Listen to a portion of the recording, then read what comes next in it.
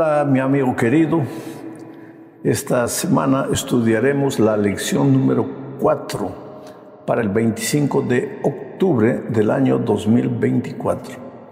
El título de la lección es Testigos de Cristo como Mesías, y el propósito es mostrar el testimonio de algunos personajes del Nuevo Testamento con relación a la obra del Señor Jesucristo, a la misión redentora del Señor Jesucristo. El primer personaje es nada menos que Juan el Bautista, el precursor del Señor Jesús.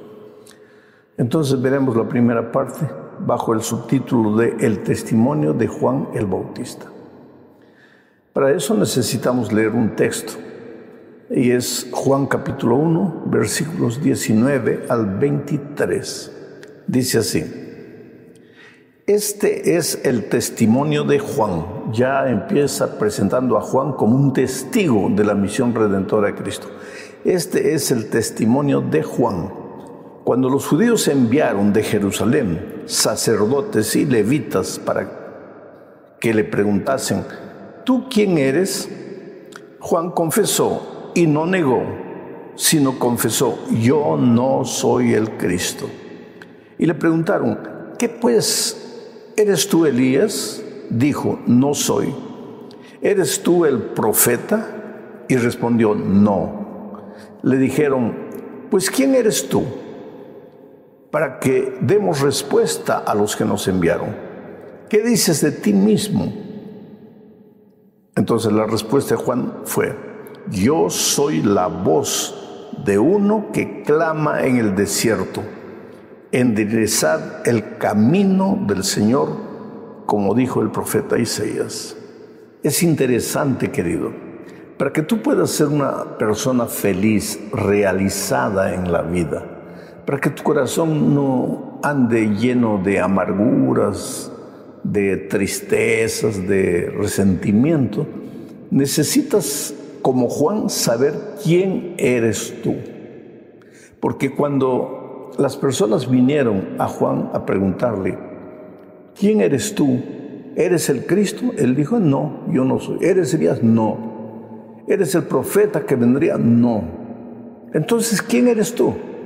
Y él no titubeó en decir: yo soy el que prepara el camino para el Cristo que vendrá, el que prepara el camino. Tal vez preparar el camino, en la opinión de los seres humanos, no sea la mejor obra que una persona pueda realizar, porque en aquellos tiempos, cuando el rey iba a una ciudad, pues los caminos no eran de asfalto, eran de tierra. Entonces, pues con el clima, con la intemperie o con el tiempo se formaban huecos, hendiduras, y entonces mandaban siervos para preparar el camino, para allanar el camino. ¿Para qué? Para que el rey viniese. Me impresiona que Juan en ningún momento se consideró líder, a pesar de que tenía gente que le seguía.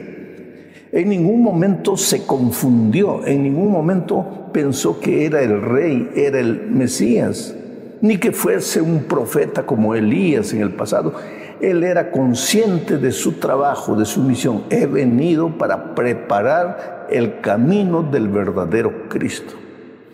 Tú sabes que hay muchas personas en este mundo que no son felices porque no llegan al cargo que aspiran, al puesto que aspiran. Y no hay nada de malo en aspirar a ser un gerente, ser un presidente o ser el principal en la empresa donde trabajas. No hay nada de malo en eso. Yo creo que esas aspiraciones de crecimiento, esas aspiraciones de llegar más alto, cada vez son aspiraciones genuinas que el Señor Jesús coloca en tu corazón. El problema es: ¿cuál es el camino para llegar ahí? ¿Es la traición? ¿Es la maledicencia? ¿Es la política? ¿Es la estrategia humana, urdir planes humanos, ser desleal? ¿Cuál es el camino para llegar a donde tú quieres llegar? Juan reconoció quién era en el momento. Dios lo había enviado para servir, para preparar el camino, y él se limitó a preparar el camino. La vida de Juan el Bautista es una vida inspiradora porque murió de una forma anónima, lo decapitaron, pero en ningún momento él perdió de vista cuál era su lugar en esta tierra. Y yo te pregunto, ¿tú sabes quién eres o tú piensas que eres lo que no eres? ¿Tú sabes a qué has venido al mundo? ¿Cuál es tu papel?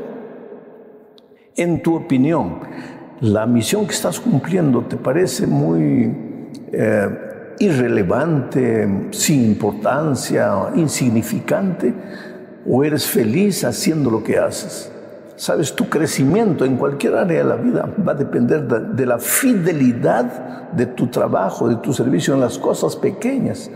Si no eres capaz de ser fiel en las cosas pequeñas, ¿cómo aspiras a lugares mayores? Este es un asunto que hay que ver. Juan fue uno de los testigos que entendía que el Señor Jesucristo era el Mesías que había venido a redimir al ser humano. Y no del poder político de Roma, sino del pecado. Y eso lo vemos en la segunda parte de este estudio, donde estudiaremos al Cordero de Dios. Aquí veremos que Juan levanta al Cordero de Dios, al Señor Jesucristo, y también habla de la misión redentora de Cristo. Leo entonces Juan capítulo 1, versículos 29, 30, 34, 33 y 34. Dice así: el siguiente día vio Juan a Jesús que venía a él y dijo. Bueno, antes de continuar con la lectura, quiero destacar dos pensamientos que yo encuentro en este texto. Primero, el siguiente día. Siempre hay un siguiente día, querido. Lo que tú estás haciendo hoy está bien para hoy, pero mañana es otro día. Si estás pasando por un momento difícil, recuérdate que es hoy, mañana el sol va a brillar. Porque mientras vivamos en esta tierra, siempre hay un siguiente día. Y el texto dice, el siguiente día vio Juan a Jesús que venía a él. Vio Juan a Jesús. Hay gente que no es capaz de ver a Jesús. Jesús se manifiesta a ti de muchas maneras y tú no eres capaz de verlo. Recuérdate que en el día final el Señor Jesús reclama de mucha gente que dijo que lo seguía y que lo amaba. Y Jesús tiene un reclamo cuando dice, pero cuando yo tuve hambre no me disteis de comer, cuando tuve frío no me disteis un cobertor. Y ellos preguntan, pero Señor, ¿cuándo te vimos con hambre? Y él dijo, cuando negaste un favor a los pequeñitos me estabas negando a mí. Es decir, gente que no fue capaz de ver a Jesús. ¿Eres tú capaz de ver al Señor Jesucristo? Pues Juan fue. Entonces ahora vuelvo a leer el texto. El siguiente día Juan vio a Jesús que venía a él y dijo, he aquí el Cordero de Dios que quita el pecado del mundo. Por eso dije al inicio que Juan fue capaz de ver la misión redentora de Cristo. Porque esa expresión, he aquí el Cordero de Dios que quita el pecado del mundo, tenía que ver mucho con el Cordero que todos los días era sacrificado por Israel. Porque cuando los israelitas pecaban, de acuerdo con la ley de Moisés, deberían llevar un corderito al santuario, confesar sus pecados, colocando la mano en el cuerpo del corderito, y después el mismo israelita debería cortar el pescuezo del cordero. Te puede parecer muy cruel, muy sanguinario, pero la lección que Dios quería enseñarnos es que nuestros pecados tienen consecuencias. La paga del pecado es la muerte. Y si el israelita había pecado, tenía que morir. No quería morir él, había solución. Pero alguien tenía que morir, en ese caso el corderito. Pero él tenía que sacrificar el corderito. Ahora, cuando Cristo vino, Él vino para acabar con los símbolos. Ya no serían más necesarios corderitos que simbolizaban al verdadero Cordero de Dios que quita el pecado del mundo. Los israelitas no entendieron eso. Recuérdate que en la lección pasada estudiamos que Jesús vino a los suyos y los suyos no lo recibieron porque no lo entendieron nunca. Pero Juan lo entendió. Juan conocía cuál era el papel de él, Juan, como precursor, como preparador del camino, pero también sabía cuál era la misión del Señor Jesucristo. Por eso cuando vio a Jesucristo, dijo: he aquí el Cordero de Dios que quita el pecado del mundo. Sigo leyendo el texto. Dice: este es aquel de quien yo dije, después de mí viene un varón, el cual es antes de mí, porque era primero que yo. Teóricamente, Juan físicamente era mayor que Jesús, pero Juan dice que Jesús es primero que él y es mayor que él. ¿Por qué? Porque Jesús es eterno. Quiere decir, Juan no solo entendió la misión redentora de Cristo, Juan también entendió la naturaleza divina del Señor Jesucristo. Por eso Juan es un gran testigo del Nuevo Testamento. Sigo leyendo el texto. Dice: y yo no le conocía a Jesús, pero el que me envió a bautizar con agua, ¿y quién es ese? Dios. Aquel me dijo: sobre quien veas descender el Espíritu y que permanece sobre él, ese es el que bautiza con el Espíritu Santo. Y yo le vi y he dado testimonio de que este es el Hijo de Dios. Bendito Juan el Bautista, que fue capaz de ver la divinidad de Cristo y la obra redentora de Cristo.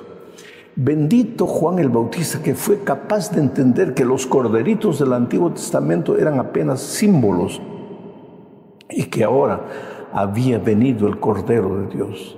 Y bendito Juan el Bautista, que fue capaz de levantar al Cordero, porque la promesa de Jesucristo es: cuando yo fuere levantado, a todos atraeré a mí mismo.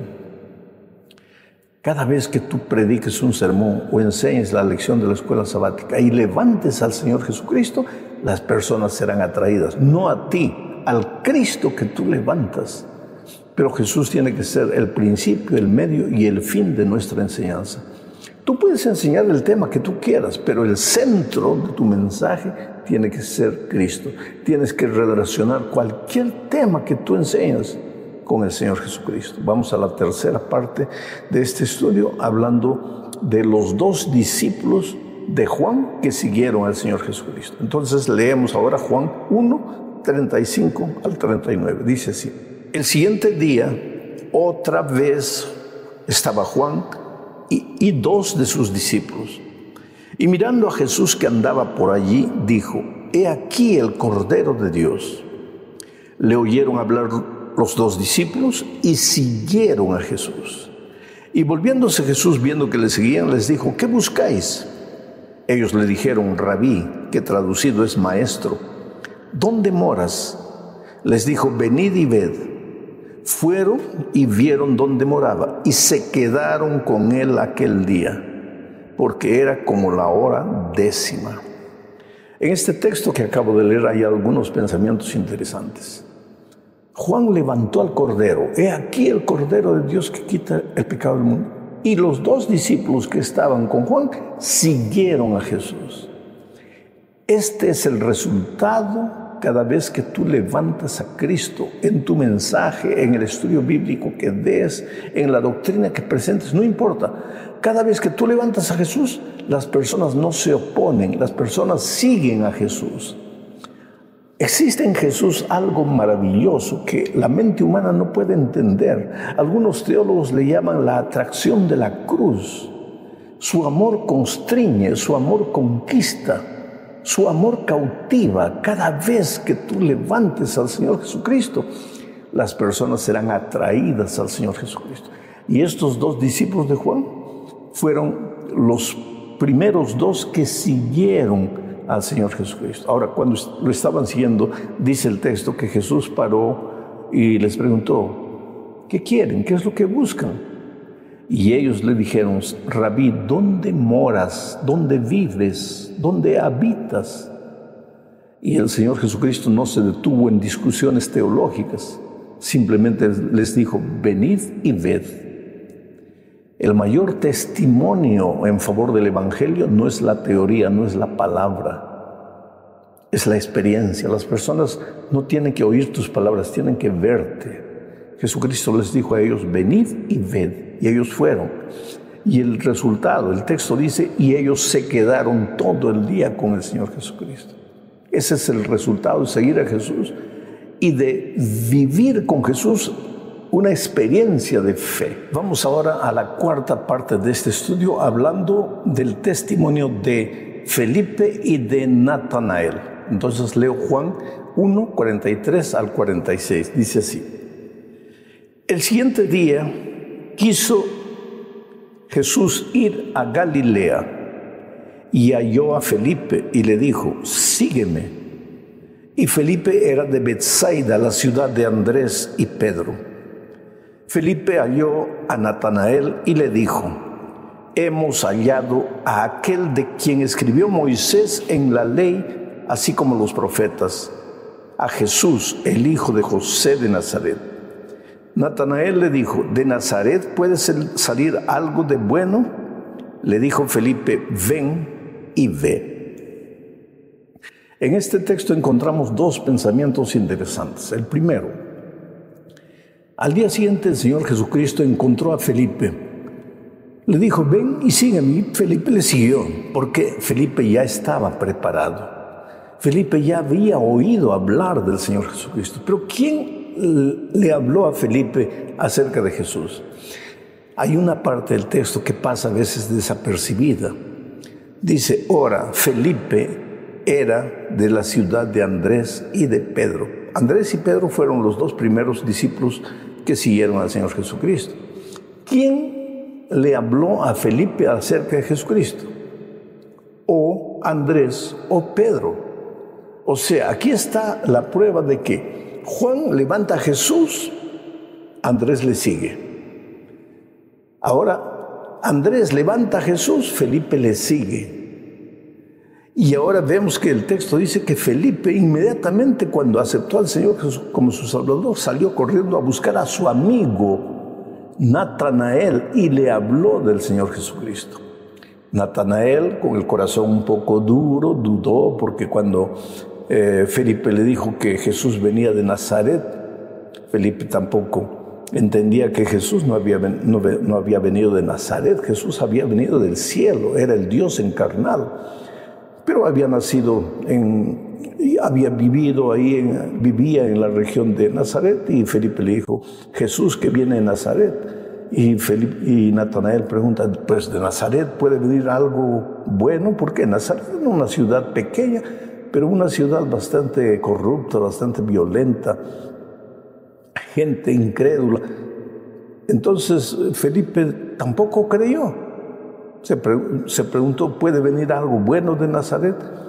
Y si tú sigues leyendo la historia, vas a ver que Natanael finalmente se entrega al Señor Jesucristo. Lo que destaca de este texto es que el testimonio de Juan lleva a sus discípulos a aceptar a Jesús. El testimonio de los discípulos lleva a otro, como Felipe, a aceptar a Jesús. El testimonio de Felipe lleva a Natanael a aceptar a Jesús. Esta es la manera como el Señor Jesucristo tendrá que ser conocido en el mundo entero. Tendrá que haber hoy día Juanes, Andrés, Pedros, Felipes y Natanaeles. Nosotros podemos ser uno de ellos. Jesús llegó a tu vida, entonces tienes que levantar al Cordero de Dios que quita el pecado del mundo, y las personas serán atraídas al Señor Jesucristo. Pues llegamos al fin de este estudio hablando del testimonio de Nicodemo. Ahora, Nicodemo era un maestro entre los judíos, era un rabino también, era muy respetado por su conocimiento teológico. Mira la manera como Nicodemo se aproxima de Jesús. Leo Juan 3, 1 al 3. Había un hombre de los fariseos que se llamaba Nicodemo, un principal entre los judíos.